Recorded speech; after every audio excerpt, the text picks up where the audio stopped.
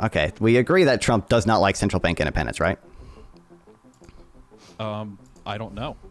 Okay, I literally sent you the link of Trump saying, hey, I think the president should have at least a say in the interest rate, and I can send you other links of Trump criticizing Jerome Powell. YouTube videos right now, and you're not even demonstrating that connection, so who even cares what exactly Trump believes in? Do you think politicians probably have a bigger incentive to print money and not raise interest rates than independent central banks? Or it's a give or take. I don't think there's a one size fits all. And pollution is not a part of economics. Does it open any economics textbook and they'll have like a chapter on negative externalities where a transaction has negative effects that negatively affect other people that the market doesn't account for? Pollution is like the number one example of this given in any economics textbook. Why should I trust a president who doesn't even know what a tariff is to strategically implement tariffs? We admit that tariffs are not paid by the countries, right? They're paid by people in the US, right? No, they're paid by the economy of the other countries. You think we're the only capitalist system? No, but we can only tax our own citizens. If we do a tariff, when I import something, I pay the tax. That's how the tariffs work. The EU is not the one paying the tax. If you enjoy this video, please like and subscribe to help with the algorithm, and consider sending a donation through YouTube Super Thanks to directly support the channel, and I'll make sure to reply. All right, in terms of what is politically feasible, I think Kamala's platform is pretty good. She wants to extend the Tax Cuts and Jobs Act for people making under $400K a year. She also wants to expand the Earned Income Tax Credit and the Child Tax Credit. All that, cuts taxes for middle and low class people, and the expanded Child Tax Credit also has a lot of positive effects on reducing childhood poverty, which is usually pro-productivity in the long run. Most of that is financed by raising the corporate tax from 21% to 28% and increasing some other taxes on capital income. On housing, I think her policy is really good. She wants to build 3 million new homes and incentivize communities to reform their zoning laws, so letting the free market build affordable homes for people. The healthcare plans, I think, are also pretty good. She wants to she wants to extend the subsidies used in the Inflation Reduction Act, which lowered healthcare costs for a lot of Americans. She also wants to extend the $35 cap on insulin and cap out-of-pocket expenses on prescription drugs for $2,000 a month for every American. There are some things I don't particularly like about her policies, like the anti-price gouging law. That got a lot of criticism, but there's the anti-price gouging law that 34 states already have, including, red states like Texas. So certainly I don't think it's a disastrous policy. No tax on tips. I don't think it's optimal. But I also don't, it's obviously not economy destroying either. She's walked back to her plans of the unrealized capital gains tax, which I think is good. She replaced it with a minimum billionaire tax, which I also don't think is optimal policy, but less destructive than the unrealized gains tax policy. And I don't even think that was economy destroying or anything. So overall, mostly good policies, a few I'm indifferent on. That's what Trump has to beat. Trump wants price controls. Trump wants to cap the interest on credit cards. Interest is nothing but the price of risk, and capping interest on credit cards would mean millions of Americans could lose their credit cards. Trump wants universal tariffs. Firstly, that is a regressive tax. It taxes poor people more than the rich. In fact, Trump's whole tax policy is pretty regressive. Secondly, it's inflationary and makes consumers pay higher prices on imported goods and goods made with imports. Third, it doesn't really help with jobs, even manufacturing jobs. The IMF did a study on this. It found that tariffs It found declines in domestic output and productivity, as well as increased unemployment. Most of the other literature finds similar results for both tariffs in general and Trump's tariffs during his first term specifically. Increased input prices and retaliatory tariffs both harm American exports as well. That harms our GDP. Tariffs shouldn't be designed to harm our allies, like Korea and Japan and Europe as well. These universal tariffs harm our allies. Most of our imports we get from allies. And this latest idea to replace the income tax with tariffs is unrealistic. They can't raise that much revenue. The revenue maximizing point of tariffs is not going to be able to get the same amount of revenue as income tax. Trump also has a lot of plans to complicate our tax code even further by exempting a bunch of random things like, tips and overtime pay. He doesn't have any solid plans to reduce spending, though. The best he has is promising to eliminate the Department of Education, which will save about $238 billion. That's really only enough to finance the upfront cost of mass deportations, and mass deportations themselves will probably have greater negative long-run effects. Trump also does not like Fed independence. Trump pressured Powell to lower rates during his first term, and he's only since doubled down on insisting the president have at least a say in Fed decisions. I think that's both dangerous and inflationary, so I think clearly Kamala's policy is better. That's it. Awesome. Thank you for the opening statement. Tiki Tac, if you're ready, we'll just get right into yours. Yeah, sure. So thank you for hosting this debate process, and thank you, Nonfon, for joining. On today's topic, Trump versus Harris, who is better for the economy? Trump is the obvious choice. With the end of his presidency, the stock market was at record highs, even during the lockdown. Home loan interest rates were at record lows, incentivizing people to purchase homes, and implementing tariffs to tax the predatory business practices of China specifically on using what would consider slave labor to produce cheap goods and stealing intellectual property. How I predict this debate is going to play out is for my opponent to give a Gish Gallop level of claims about Orange Man bad, which will all turn out to be opinion pieces of self-proclaimed economists and journalists, and most of our time will be spent on a silent review of all the sources for their validity and asking for demonstrations of the logic of how these opinion pieces demonstrated the claim. As we know in the past, economists claimed that Trump's previous election was going to crash the stock market, yet the results were the complete opposite. So how much can we trust economists to only give their opinions and arbitrary projections based on a bias to favor their opinion towards the left? If we'd like to skip that dialogue of validating opinion pieces, I'd love to get into the root of the debate and begin to question, what does Harris have to offer for our economy? Because if we don't have any clear defining position for Harris, what exactly would we have to compare to Trump's policies? It would be a waste of our time to point out at the bad Trump, all the bad that Trump has done, if we don't set up a baseline standard to compare it with. And on that, I yield my time. Awesome. Quick opening statements. We definitely did not need all the time. You guys are okay. I'll let you guys go right into the back and forth now. Yeah, so I think I established somewhat of a baseline of what Kamala's policy is with my opening statement. But like the first thing I want to get into is just Fed independence. Do you think that central bank independence is probably a good thing? I don't know. You don't know? You have no opinion? Are you aware of all the data that shows countries that have central bank independence typically have lower inflation rates? What data? I mean, I can send you the study if you want to. Yeah, that'd be nice.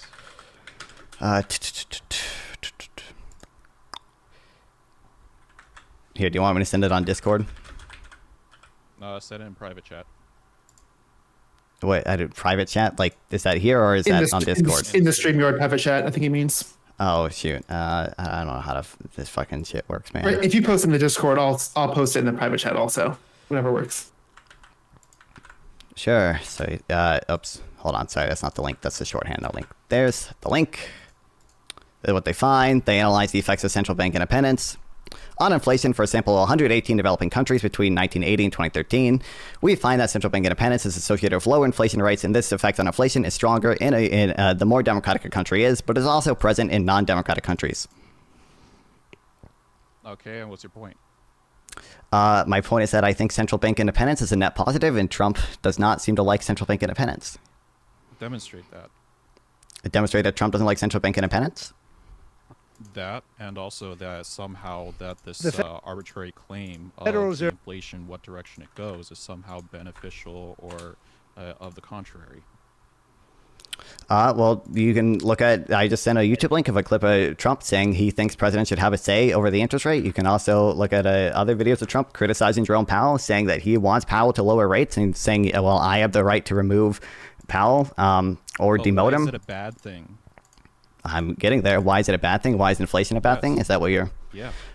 Typically, high inflation and unexpected inflation is a bad thing. So typically, we want stable inflation. So is this a product of unexpected inflation that these policies are causing? Well, I think politicians... It's unexpected inflation is the detriment. And inflation in itself is not a problem as long as we keep our baseline lower than the inflation of other countries. Well, sure. Well, I think unexpected inflation is also an issue. But we should probably try to keep inflation relatively low. People don't like when prices go up. It's probably not especially good when prices go up. And we should probably keep it relatively low. I think politicians usually have, bad incentives when it comes to keeping prices low because it's a lot of times it's in their short-term interest to helicopter money into the economy and cause inflation. And interest rate decisions, raising interest rates to combat inflation is usually politically unpopular. So then why did we sign in the Inflation Reduction Act with 1,000 pages to distribute a bunch of money into arbitrary programs? Most of a lot of the Inflation Reduction Act was aimed at like clean energy policies, and that way the name was misleading. A lot of it was also doing things like Okay, I'm pretty. how did clean energy policies benefit the economy? Well, I don't think. Well, I do think clean energy benefits the economy to some extent. I don't think they necessarily reduce inflation. But How? what? How? Because I think fossil fuels are probably a negative externality. They don't What does have. that mean? What does that It means mean? they have negative social effects that aren't accounted for with the free Social market. effects, not economical effects. We're talking about economies here. Okay. How- Do you think how is- pollution is a negative externality? This is a thing within economics, right? A negative externality is when a No, transaction. It's not a part. Pollution is not a part of economics. This is open any economics textbook, and they'll have like a chapter on negative externalities where a transaction has negative effects that negatively affect other people that the market doesn't account for. Pollution is like the number one example of this given in any economics textbook. As the moderator, No. I think good faith that you could say like not all economists would talk about that. I feel like that's part of discussion somewhere. Pollution No? is not a part of the economy. Again, open any economics textbook. They talk about negative externalities in both production and consumption. We can literally graph it if you want to. You can just look up negative externality graph or negative externality example, like open Greg Mankiw, and he talks about negative externalities. I Can I try to give an example I just Sorry, don't what you're saying? understand. I just don't understand how pollution is in turn affects the prices of any sort of product within the economy. And you also haven't demonstrated that green energy is actually a net positive. In a lot of ways, it does not produce the energy that is expected. It does a lot of environmental harm to other countries that we're forwarding out in order to have energy storage through batteries. The fiberglass off of windmills deteriorate quickly, especially out in the deserts where there's wind and sand. And we have a massive supply of just broken down windmills that we don't know what to do with, and we can't recycle it. And solar panels, they're not showing up to what it's cracked to be, and those are dependent on things like cobalt mines over out in different countries where they completely devastate their lands with sulfuric acid, which causes a situation where they can't grow anything there anymore. So all we're doing with the green energy is just footing the bill of pollution to other people and just not producing it here in our own country. So even to claim that somehow fossil fuels creates more pollution, well, it's like, no, you were just shoving the pollution off to some other country. Do we think that generally green energy has less carbon emissions? You have to take everything in all the entire scope of what type of pollution that we're causing. Right now with industrialized areas, we have toxic algae blooms within waterways because of overnutrition of farms into the waterways, causing a deficit in economies for the fishing communities. So if you're just going to completely ignore that, it's like screw your utilitarian green energy policies on CO2 emissions, because the Earth is a much more complex thing. Well, I'm not familiar with every type of detrimental effect that somebody's green policy thinks could have. I am most familiar with the carbon emissions. Can you answer, like, do we think that green energy typically has less carbon emissions, even if it may have other detrimental effects? Yes, but you cannot ignore the detrimental effects of green energy in itself as well if we're talking about overall pollution. So just to say, oh, CO2, it's like, who fucking cares? There are so many other things that are going on that are polluting environments that we're not taking into consideration. So pretty much we have to go back to, how does it really affect the economy? And what ends up happening is that when you're running these wind farms and these solar farms, they still have to keep natural gas power plants sitting idle in case that the wind or the sun decides to disappear, and they could ramp the plants up. So they're sitting there idle, not producing any energy and just wasting fuel. So that there's still CO2 output even with the green energy technology. I'm sure there's still CO2 output with the green energy technology, but my point here is that carbon is probably but we're not getting any energy out of it. Okay, that's great. And my point here is that carbon is probably Yeah, that is great. So the thing is that you're not even recognizing what you're talking about, because you're trying to say that, oh, just CO2 emissions. Literally, that's all you got is CO2 emissions. And great. the thing Okay, is, CO2 emissions get, an example of a negative externality? I'll just say yes. Okay, I think that's a good. If you agree that's an example of negative externality, then it would make sense to devote resources to. Well, A, it would make sense to tax carbon. I don't think Kamala Harris proposed that. But B, it would make sense to divert resources to clean energy to prevent that to prevent the negative effects of carbon emissions. The energy is not clean because it still produces a bunch of waste and other factors, and you're still having to run the natural gas plants in order to produce CO2 without any sort of energy output. Okay, my understanding, maybe you have a different understanding, is that the main thing driving global warming in general, not negative effects in certain areas, is carbon emissions. That is a big thing driving climate change. This is a global warming debate, so we're not even going to get into that. We're talking about economics right here. Okay, I mean, it would seem like if we accept that green energy is going to cause carbon emissions, that that we should probably try to move away from it. But you agree that Trump doesn't like central bank independence, right? Who cares about carbon emissions if the land that you're destroying you can't grow food on anymore? Well, we could have global warming in the long run would probably affect the ability to grow food everywhere worse than it would the short-term effects on the whatever land. Demonstration of that. They've been pushing that goalpost for 30 years. Okay, that's great. But we agree that that's the truth. Okay, we agree that Trump does not like central bank independence, right? I don't know. Okay, I literally sent you the link of Trump saying, "Hey, I think the president should have at least a say in the interest rate," and I can send you other links of Trump criticizing Jerome Powell. YouTube videos right now. I gave those video links if you want me to play those. I am literally you asked for a demonstration. I'm demonstrating to you that Trump does not like central bank independence. Also, Powell is on record stating that. The thing is, my original point is based off of your cause and effect to saying that somehow this this policy that he's against will greatly impact inflation, and you're not even demonstrating that connection. So who even cares what exactly Trump believes in? Do you think politicians probably have a bigger incentive to print money and not raise interest rates than independent central banks? Or it's a give or take. I don't think there's a one size fits all. Okay. Literally the thing that you mentioned in your opening is interest rates were low under Trump. I mean, that's controlled by the Federal Reserve. High interest rates are probably a necessary evil to fight inflation, but they are very politically unpopular. Do you think that if we were experiencing inflation, that Trump would have as big of an incentive to raise interest rates as an independent Federal Reserve would? No. Okay. So it seems like we agree on that. It seems like we agree that the president should not have a say in interest rate decisions then. Do we agree with that, or? No. Why not?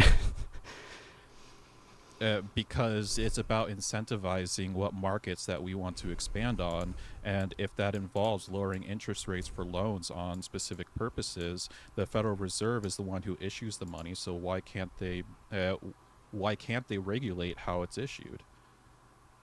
Wait, do you know what interest rates the Federal Reserve sets? Can you tell me what interest rates they set? Well, I know for the housing loans, it's variable depending on what policies are set out within the bills enacted in the Senate.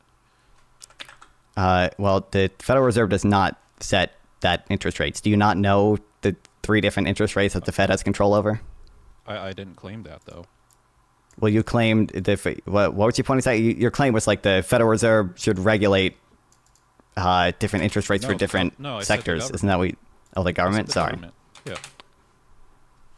Okay. Well, wait. I'm talking about the. Okay. Wait. Why are we talking about the government right now? What I care about is whether the president has an incentive to raise interest rates during an inflationary period. That's what I want to drill down on right now. Okay. So why? I don't really see the problem with inflation going up as long as we keep our baseline lower than the rest of the world. Well, people tend to not like higher prices. It's not good when consumers have to spend more and more money that's just a feeling. That's if just your a real feeling. sure, But but your no, real no, purchasing that- power goes down unless wages rise too. But more you're importantly, not let's understanding. okay, You're not understanding my argument. So as long as our inflation baseline is lower than the rest of the world, our dollar, it stays the same. It's like on a consistent basis. If we start going over that, then that's when we get into trouble. And it's because every single country is under this economic system of inflation. It's just about, how quickly each country chases that inflation in order to print more money. Okay, let's say that other countries are experiencing relatively low inflation and the US is experiencing relatively high inflation. Do we agree the president still might not want to raise interest rates because it's very politically unpopular for them to raise interest rates? No, he may want to raise interest rates. Do you think he has less of an incentive to raise interest rates than an independent central bank would? No. Do you agree it's politically unpopular to raise interest rates? Yes.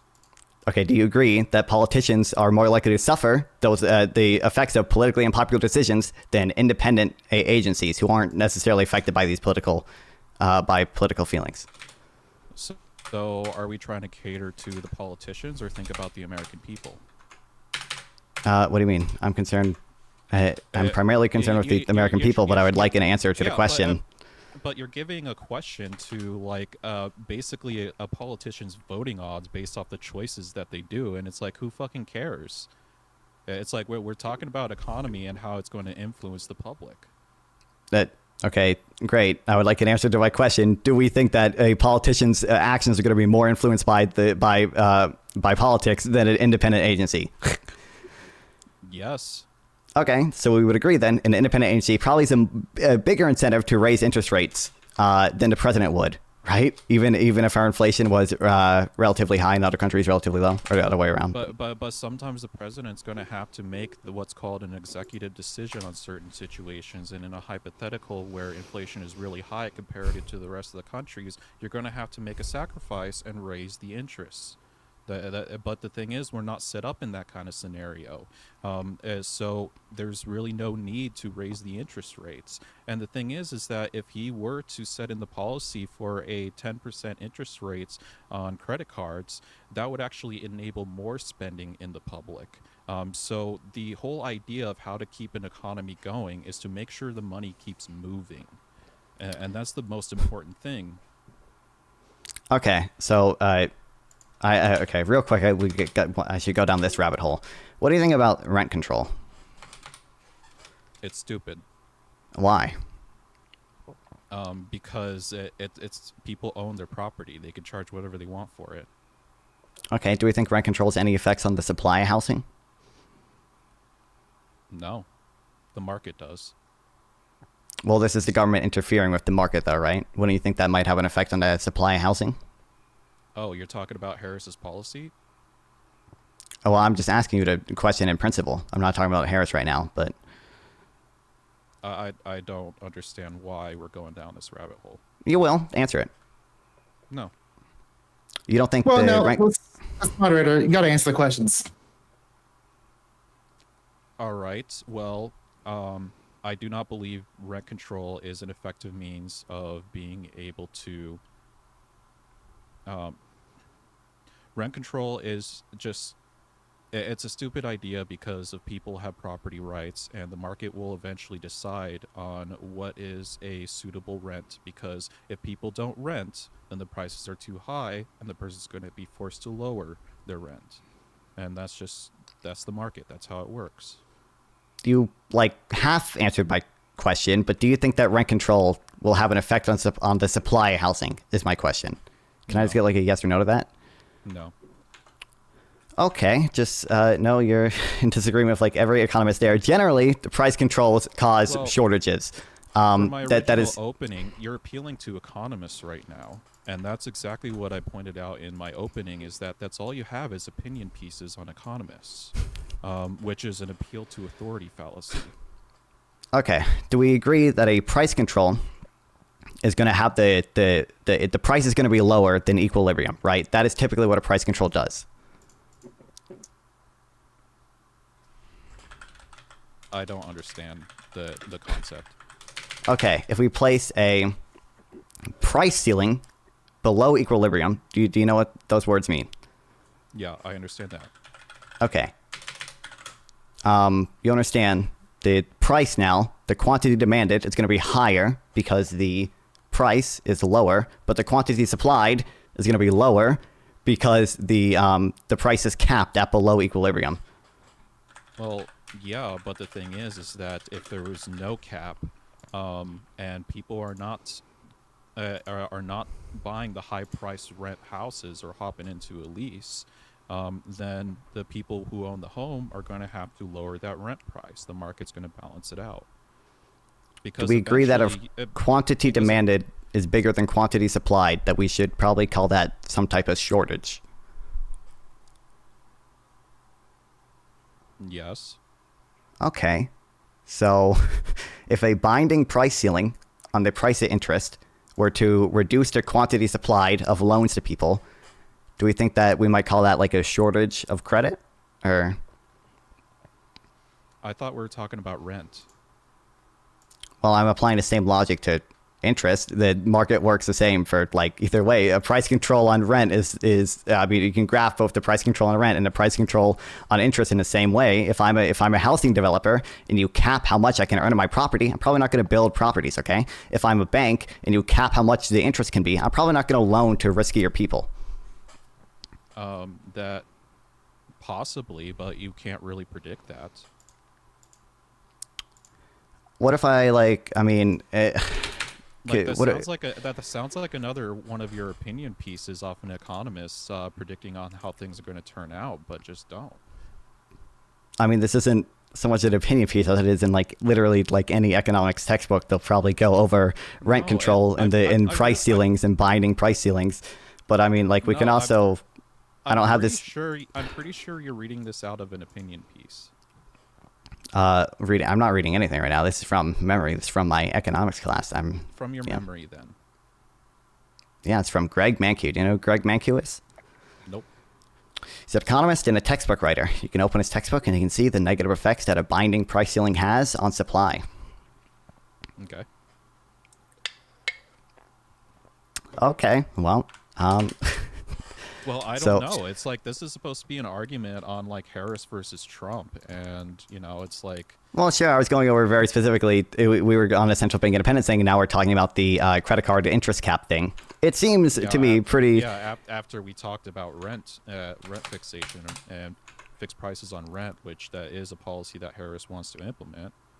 What is Harris's policy exactly on that? I'm going to jump in for 1 second just because I want to. Exact ones, but I'm trying to build a bridge here for a second. I'm going to give both of you guys some credit because, yeah, I do think most economists do agree. Let's do some research in the background. Most economists do agree there's like some like incentives that can definitely cause an impact. But when you look at some more comprehensive research, I saw a comprehensive review of 112 empirical studies found mixed results, with only 1/3 of studies finding no effects on housing supply and the remaining 2/3 finding negative effects. So it's just not. I do think it's correct that economists might be saying one thing, but the research might be a little bit more nuanced. That's true, but I'll point. The reason for a lot of that is because a lot of better designed rent control policies exempt new housing, so the supply of housing isn't necessarily as affected as if you exempt new housing from rent control. I would imagine that plays a factor in it. But can you demonstrate to me that Harris is in favor of rent control? I saw Biden had a policy on it that I didn't really like, but I've never seen Harris talk about it. It might have been Biden. I'm willing to concede on that. Okay, so that's not actually Harris's policy. I'm glad we concede on that. Okay. Another thing you mentioned in your opening was stock markets were at record high at the end of Trump's term. We acknowledge they reached new record highs under Biden, right? The stock market generally always goes up. Sure, yeah. Well, I mean, it's clearly Trump's prediction. Trump also made a prediction that the stock market would crash if Biden became president. Clearly that did not come true, but Yep. Sure. Okay. So this is just kind of validating that nobody can predict the market. So it's like to go in and say that, oh, all these predictions from economists that Trump is going to be horrible for the economy doesn't hold any validity because of those two exact examples. What do you think of minimum wage? I think it's all right. It's all right. Do we think it has any negative effects on unemployment? It could. It depends on the situation. Like what's really interesting over here in Texas is that almost every single job is offering above minimum wage, and it's just because the market has demanded more money. It's like they just won't work for minimum wage. Sure. So it's even though there are minimum wage regulations, it doesn't seem to really matter because people won't work for less than where the minimum wage is. Sure, that's called a non-binding price floor. In that case, the minimum wage would be non-binding. But let's say minimum wage was set above market wage. We would agree that that would probably have negative effects on hours worked and unemployment, right? Yeah. Okay, so clearly, in principle, we can make predictions about some things in the economy because we know generally how markets work. Again, we can graph how markets work, and we can draw a binding price floor above market equilibrium and see, oh, look at these negative effects that it could have. Like, for every nuance, we might be able to predict some things. But going back into this whole general idea of Trump is going to be horrible for inflation, he's going to be the credit card 10% is going to ruin a lot of people's credit by removing their credit cards and all this stuff. It's all just opinion pieces by economists. okay. Can I ask both of you all a question that I think might point this in a good direction? Because I think it's been hard to nail down exactly what Trump's and Harris's kind of economic policies are. Maybe it might be good to kind of outline maybe like some what your perspective is of maybe that of what that looks like, or maybe some pillars or principles of what they're kind of hoping to do during their time as president. Yeah, so I'll go into Trump wants to remove regulations on oil and natural gas so we can start drilling more here within the country. That's going to increase jobs, and that's going to increase our GDP and our exports. Okay, I don't know. I think expanding the child tax credit would be a really good thing. It seems to reduce child poverty, seems to be pro-productivity in the long run, seems to have positive effects on a lot of the families who receive it. Yeah. Yeah, so that policy is only going to go from 4,000 before Biden's term to 6,000 in the future, like Harris term, which is essentially only covering for the rise of inflation. It's not really much of an increase. Well, didn't we? My understanding is that we expanded the child tax credit in 2021, and then it wasn't extended until 2022, and Harris wants to redo it, was my understanding, but even bigger. Yeah, it only keeps up with inflation, though. Sure, but like I would expect that to have the same positive effects in child poverty then. If it only keeps up with inflation, then great, good. But well, if you also want to get at it, like Trump is in favor for child tax credits as well, so they're kind of on equal. I don't think have they laid out a clear plan on that? Frankly, I don't think Harris has laid out clear plans on how to incentivize the markets to actually expand into something good, something meaningful. Okay, so it's actually not what I asked. What I asked was that has Trump and JD Vance laid out a clear plan for how much they want to expand a child tax credit and when and for how long? Yeah. Yeah, you could go to their policies document. It says that they're going to increase it. It's like, what exactly do you have to increase it? Just sign a bill. Print more money. That is literally how all these tax credits work. You just go ahead and enact a bill, and there you go. It's not that complicated. How much do they want to increase it by? Do we know? No. Okay, so I'm probably going to trust Harris more on that then, because he actually seems to have a more laid out plan. Yeah, I think but it seems like you're in favor of the child tax credit then, at least. Even if it's only keeping up with inflation, I still think it's a net positive. Do we agree that's probably a net positive, or? Yeah, but who says that Trump is not going to follow up with that? Well, you haven't demonstrated that he will. I think it's a he has much less clear plan then. So I can't. But the thing is, he is exactly for increasing child. But he is in favor for increasing the child tax credit. So it's not like it's not going to happen. There is plans to suggest that it will. I'm not going to tell you it's for sure not going to happen. I'm just going to trust Harris to do it way more because she's actually laid out a clear plan on how much she wants to do it, and exactly how she wants to do it. And Trump hasn't really spoken on it much, so I'm going to trust Harris to do it way more. Okay. Okay. What do we think about the earned income tax credit? I think that's a similar thing, but what about it? Do we think that expanding it is good? I don't know. Okay. Well, as far as I know, Trump has not said anything on it, and Harris has proposed doing things on it. I think The thing is, you're just asking me questions, but you're not really making arguments. well, I was about to make my argument. Okay. How about you just make the arguments? Well, I need to know your opinion on it before I make the argument. No, you don't. No, you don't. You could just literally give the argument. Well, I want to. If I'm asking if we're talking about the child tax credit, I probably want to know your opinion on child tax credit before I make my argument against it, because I don't know if we already agree or not. You're making a different argument right now. We're already past the child tax credit. I'm using that as an example. I don't know why. If I could make the same example of this one. An example of an example of an example. This doesn't make sense. You're actually moving on to different topics, but then you're saying the same topic. Just make the freaking argument, dude. Oh my God. I was using the tax credit as an example of if I'm going to argue about the child tax credit review, I'm probably going to want to know your opinion first. It's the same thing applies to the earned income tax credit. If I'm going to argue the earned income tax credit review, I want to know if you're...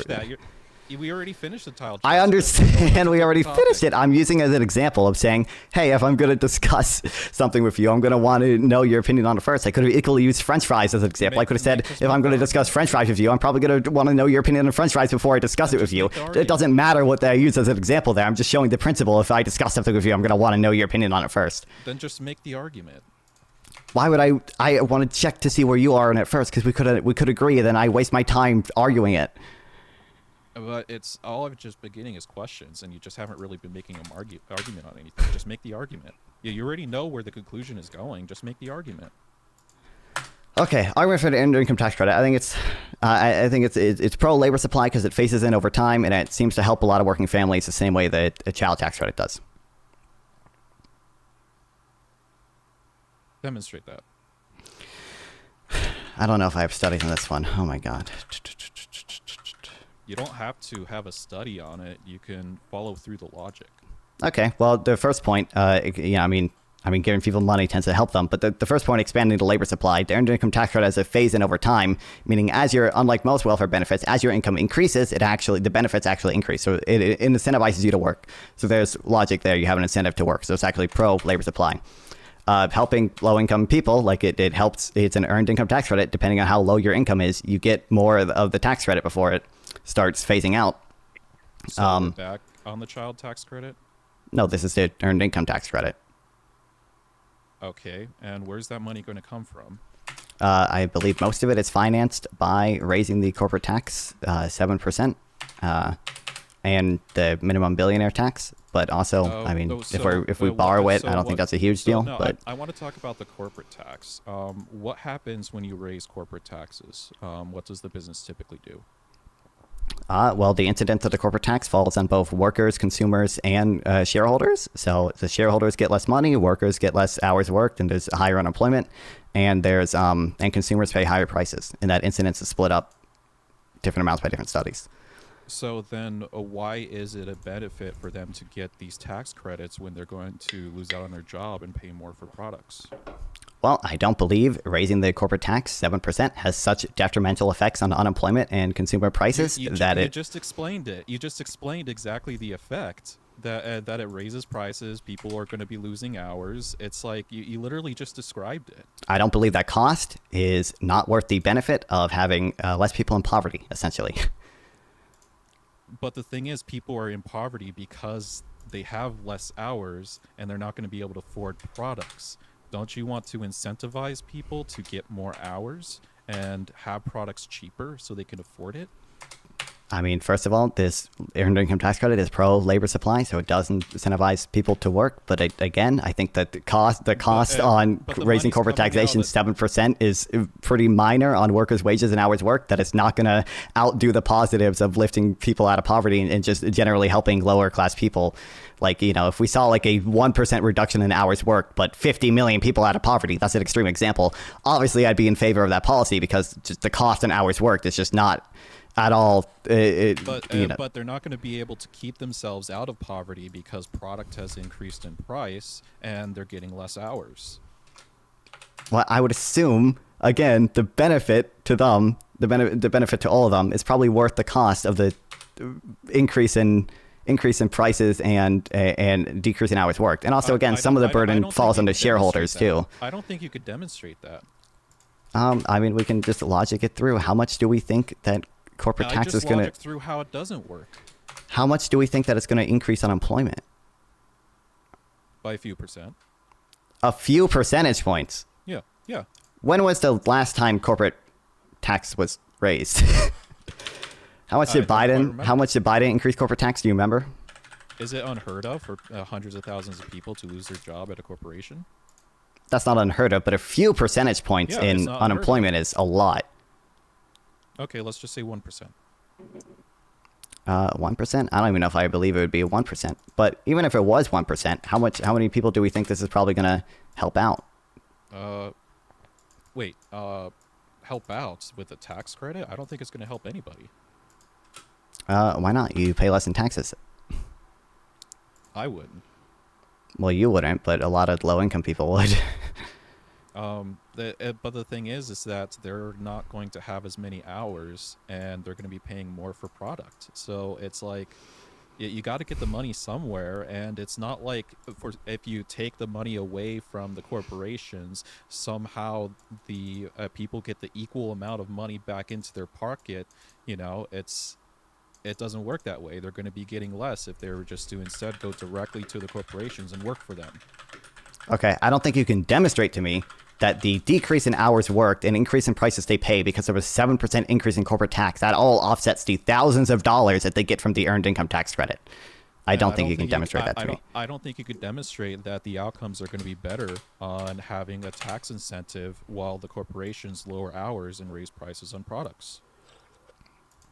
Most of the studies I've seen, I could look them up. I don't think I have them on hand. I did not prepare them. Show that there's a 30. I think the incidence is usually split up with corporate taxation, about 30% on shareholders, 30% on workers, and 30% on consumer price increases. So, like, clearly, to some extent, we are taking from shareholders who are disproportionately rich and redistributing it to the poor, and that doesn't have the same negative effects that decreasing hours worked and increasing consumer prices does. We could logic it through, like, how I don't know what specific amount the earned income tax credit gets people, but how big the effect on consumer price increases do you think there would have to be for people earning the earned income tax credit to pay more than the thousands of dollars they get from the earned income tax credit? Do we really think that's plausible to be caused by a 7% increase in corporate taxation? I just don't see why we need to pull money away from corporations into the tax system and have people dependent on the government in order to, raise themselves out of poverty. Well, I think to some extent involuntary unemployment exists. People don't always have jobs, and I think capitalism makes payments based on factor payments. It you supply your factors, be it labor or capital, and you receive payments based on those. A lot of people don't have those factors to pay. Like about 50% of people are children or students or disabled or elderly, and they don't work and they don't receive factor payments. Slow down. We have to go back to the point that you made about involuntary unemployment. It's like those only affect people who are disabled and genuinely struggle to find jobs. It's the people who are in the poverty line, they can find jobs, the vast majority of them. When I say involuntary unemployment, I'm not talking about people who are disabled. I'm talking about people who would theoretically be able to work, but for at least some amount of time are involuntary unemployed because there aren't enough jobs around them, or they don't have the skills to get a job, etc. There's not enough jobs? Right now, there seems to be, but that's not always the case. Like, clearly during 2008, I don't think most people, like, the unemployment rate was 15%? Like, if it's not the case right now, then why do we need to give tax credits? Because some people still are involuntarily unemployed. The unemployment rate is about 4%. But again, also, a lot of people don't receive factor payments. You just described that there are plenty of jobs available for people to find jobs. So why should we incentivize people to stop looking for jobs by giving them a tax credit? Okay, again, this earned income tax credit phases in, so it actually does incentivize people to find jobs. And again, Just because generally the job market is doing pretty well right now doesn't mean that everyone can have a job all the time. Again, unemployment rate is at like 4.1%, which is a good unemployment rate. That means the job market is doing pretty well, but that clearly those 4.1% of people are still at least temporarily involuntarily unemployed. So you're telling me that people who get free money from the government are more incentivized to find a job? It phases in. So the more your income goes up, the more. So at $0 in income, you get $0 in benefits. At $100 in income, you make it $100 in benefits. And at $200 in income, you make it $300 in benefits. It phases in over time. So it incentivizes you to get a raise and actually work. That's what the phase in does. Okay. When does it stop? It depends on how many children you have. I think it stops at about like 25,000. I think 25,000. All right. So how are we going to fund 25,000 a max per person? That's under the. Well, that's not. I mean, that's when it stops phasing out. Sorry, it stops phasing out at like 10,000. It starts phasing out. So at then, what are we expecting from the government to issue to people below the poverty line? What are we expecting them to issue to people below the poverty line? The earned income tax credit doesn't do that too much because again it phases in. It depends on how many children you have. It's dependent. So like if you have no children, I think you get like $500. If you have one child, you get like $3,500. If you have 2 children, you get almost $6,000. 3 or more children, you get almost $7,000. That's really not a lot. I mean, it's not a ton because we have other federal programs, but Kamala Harris wants to expand it. She wants to make it more. I forget exactly by how much. I can look it up, but. So why are more federal programs a good thing? Okay, so this is complicated for me because I don't think more federal programs are a good thing because I think we should probably replace a lot of our current welfare programs with just one program that gives a direct cash benefit rather than a ton of different means tested in-kind benefits. However, essentially, or negative income tax, but something akin to that. But I think, first of all, this isn't a new federal program. It's expanding an existing one. I think it's probably a good thing because it helps out a lot of working families. That's the answer. It decreases their tax liability, allows them to spend more money. It probably reduces child poverty. Andrew Yang was the one who was really pushing hard for like UBI, and he fronted a lot of studies on how people would be able to live on like UBI, and it turns out that it wasn't very successful. The people who ended up receiving UBI was like very frivolous with their money, and it didn't help their economic status to increase over time. Okay, well, good thing Kamala Harris is not proposing UBI, so I'm not really interested in discussing that. What I'm interested in discussing is the earned income tax credit right now. She wants to expand it, and it seems like that's a good thing. I think she wants to expand it to a maximum of, it says $10,000 for single filers, which would probably be really helpful for a lot of people, I would imagine. I'm just concerned about where that money's really going to come from because I don't have the math offhand, so don't worry about it. I mean, I guess I'm not convinced that even if we borrowed all of it, it would be super substantially bad, especially because a lot of these things are pro-productivity. Numbers? I can pull up the numbers, but a lot of these things tend to be pro-productivity in the long run. So we do have some estimates for like their child tax credit. Like if you reduce child poverty and like allow children to get an education rather than being on the streets committing crime or whatever, it seems like that is that actually it's fiscally sound in the long run. So like there's one study that estimates expanded child tax credit returns as much as $15 for every. Trump and Harris are in favor for the child tax. Well, we have already went over that. I'm just using this as an example of how a tax credit can be pro productivity in the long run. But the thing is, it aids in both of our favor here. It's not especially unique to Harris. Well, I don't think Trump has committed to raising the earned income tax credit. We're talking about the child tax credit. I use the child tax credit as an example of how a tax credit could be productivity in the long run by pro-productivity in the long run by reducing poverty. We were just talking about the child tax credit. Okay, I was using an example of a case where a tax credit could. Well, just make sure to stay on topic a little bit more. Holy shit, I'm not going off topic. I'm using it as an example. Like, just because I use something else as an example doesn't mean I'm going off topic. Like, No, no, it's like you did.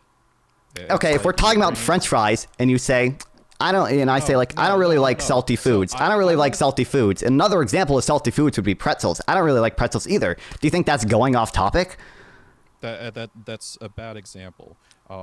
So the thing is, That's exactly what I just did. No, you were trying to set up that it's like child tax cuts incentivizes blah blah blah, and it's like Harris is you're trying to in favor for Harris, but we're both sides have a policy for that, and then all of a sudden you jump to income tax credit. And Why did I do like that? Why did I use child tax credit as an example there? Do you know why? Did you listen to my explanation, or like did you just not listen? Like, Are you being serious right now? yes, I'm being serious. I don't know if you listened to me when I gave my explanation. I don't know why you're jumping off topic. I explained why. I'm not jumping off topic. I'm using this as an example of a tax credit, of why a tax credit could, at least in theory, be like pro productivity in the long run. Right. So income tax credit. It's like so. What are you trying to demonstrate here that we haven't already? What I was trying to demonstrate is that, in principle, a tax credit could not have a fiscal burden in the long run, because if you invest upfront in reducing, for example, child poverty, those children could grow up to be more productive taxpayers and pay back in the upfront investment and more. That's what I was trying to demonstrate. Yeah, and I'm completely in agreement with that. But income tax is still a separate issue, or the income tax credit. I'm just saying clear. Oh my God, I'm using it as an example that, in principle, a tax credit does not necessarily increase the deficit in the long run. That's what I was using an example of. So we could imagine a case where it's getting a little meta, so I just want to try to bring in a little bit. I have thought it's very interesting. That being said, I feel like a lot of this convo has been ticky-tack, kind of like put down what Nonfon's been saying about Kamala's policies. I've not heard too much about Trump's policies. Can we maybe talk a bit about that?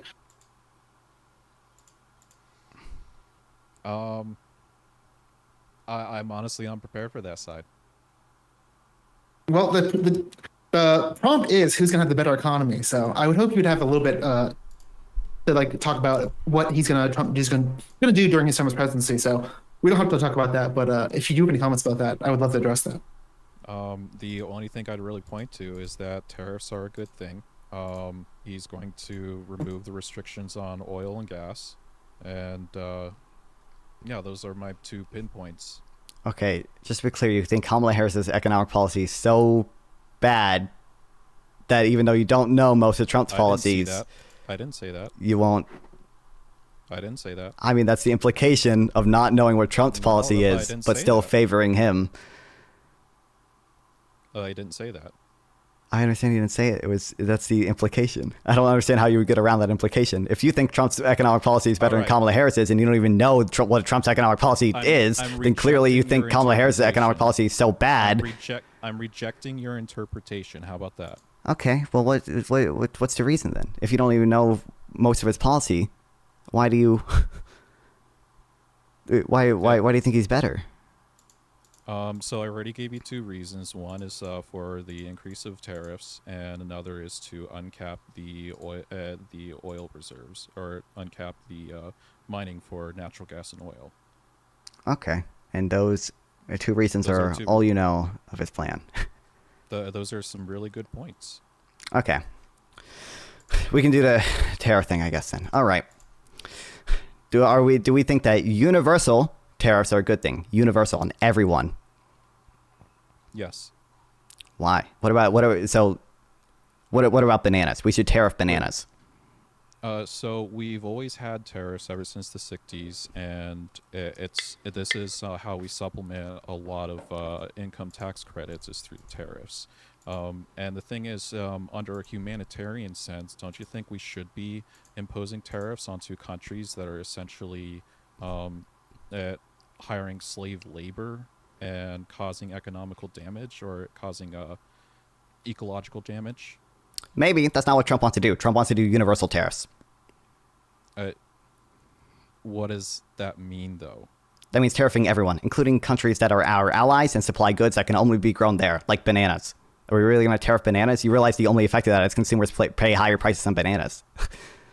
I don't think his policy is this carte blanche universal, like, oh, flat percentage. I think it's going to be a little nuanced on a case-by-case basis. Okay, well, that's not what Trump is proposing. Everyone pretends that it isn't what Trump is proposing. I mean, like, this is what he has said is 10 to 20% universal tariffs. So do you think that when people go on the campaign trail, they're going to explain with every single little detail how they're going to execute on the plan? Well, not every single detail, but this is him literally saying... Exactly. So how can you say, like, you know, it's like, oh, this like three sentence line, it's like this is the entire tariff plan. It's like you can't. Okay, well, like here's his own platform. Like I linked it in private chat. He talks about tariffs. Is like, let's go back to his 2016 election. It's like he was just a carte blanche saying he's going to tariff China, but what he did is he tariffed a lot on complex goods. And that actually caused a boom in the information technology sector during his presidency. Okay, I understand a politician's not going to do an interview and explain in detail every single one of their plans, but you would think, like, in Trump's own policy document, if he didn't support universal tariffs, he wouldn't say Republicans will support baseline tariffs. And in every single interview, he says universal tariffs, universal tariffs, universal tariffs. And he doesn't even know, I mean, he doesn't know what a tariff is, first of all. But yeah, but you just explained as well in what you just said that a politician is not going to explain every single detail. Okay, a politician might not explain every single detail of what their plan is, but Trump is telling you his plan is universal tariffs, okay? He might not explain exactly every single detail of what that means. There you go. But he's saying universal tariffs, okay? What? I understand. Like if a politician says I'm going to expand the earned income tax credit, they might not say exactly how much they're going to expand it by. Over their policies, you just admitted to it. Trump has always said universal tariffs. He won't go into specifics about like how much he wants a tariff. For example, he doesn't explain how much he wants a baseline tariff to be. What he does say is he wants baseline tariffs in everything. Okay, I understand. You know, That's Trump a may good not. thing. Why is that a bad thing? Okay, why should we tariff bananas? Because they're using slave labor.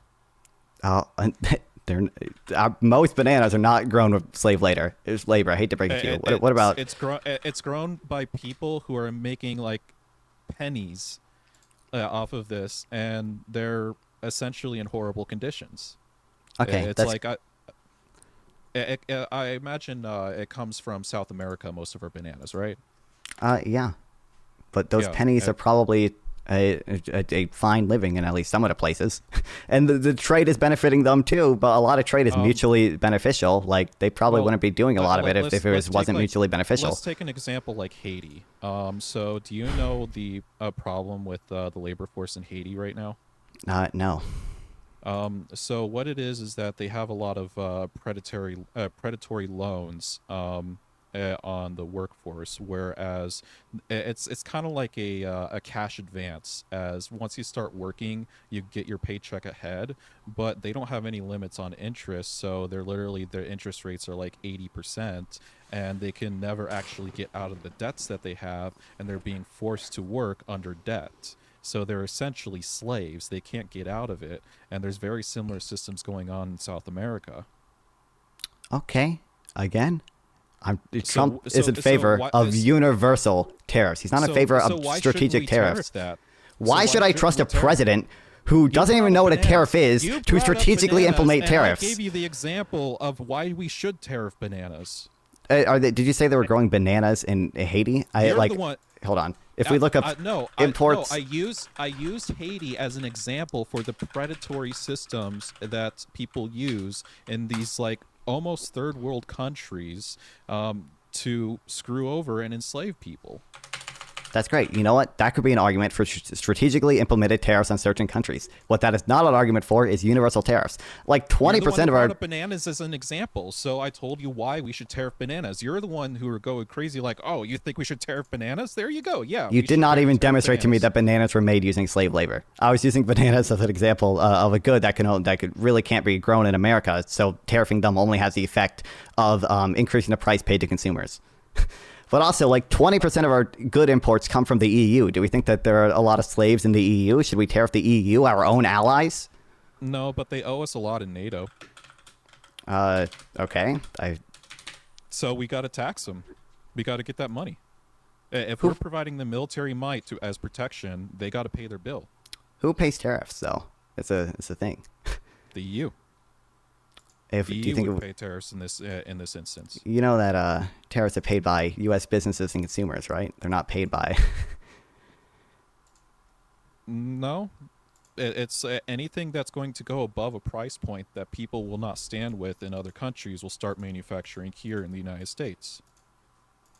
That doesn't change the fact that the tax on the imports is not paid by the EU. It's paid by American consumers and businesses. Well, the thing is that also all the tariffs that come in, that can be paid towards our inflation, which then we can very much issue a lot more low interest loans once we have that money coming in. We might also be able to lower taxes, the tax burden on the public because of the cost of the tariffs that are coming in. Okay, well, we admit that tariffs are not paid by the countries, right? They're paid by people in the U.S., right? No, they're paid by the economy of the other countries. You think we're the only capitalist system? No, but we can only tax our own citizens.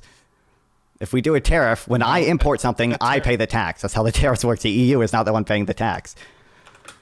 No, it is the EU paying the tax. You're just wrong. Why would they pay it? Do you think if the U.S. says, "Hey, EU, you have to pay this tax"? Do you think are they paying the tax in euros? Do we get their euros? It's because they want to be able to have a competitive advantage to keep the exports going, because if they can't move the exports, they end up losing money. So their government's going to step in, and they're going to start paying against those tariffs so they can continue to export cheap products.